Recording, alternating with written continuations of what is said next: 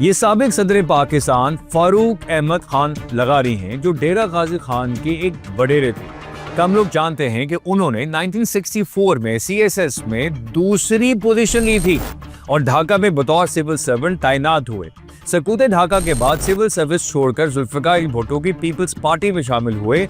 ज़ियाउल हक ने मार्शल लगाने के बाद उन्हें मजलिस शूरा में शामिल होने की दावत दी, मगर उन्होंने इनकार कर दिया। इसी दौरान उन्होंने कई बरस जेलों में गुजारे। तब नौजवान बेनजीर उन्हें अंकल फारूक कहा करती थी।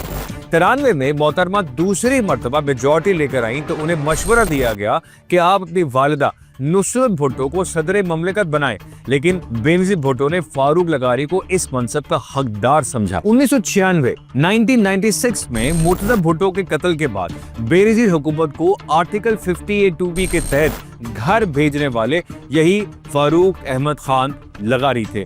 तभी तो पीपल्स पार्टी आज भी उन्हें गद्दार समझती है। फारूक लगारी की एक बहन नवाब ऑफ कालाबाग की बहू थी। उनकी भांजियां सुमेरा मलिक और आयला मलिक सियासत में सरगर्म हैं, जबकि उनके बेटे अवैस लगारी आज फेडरल मिनिस्टर हैं।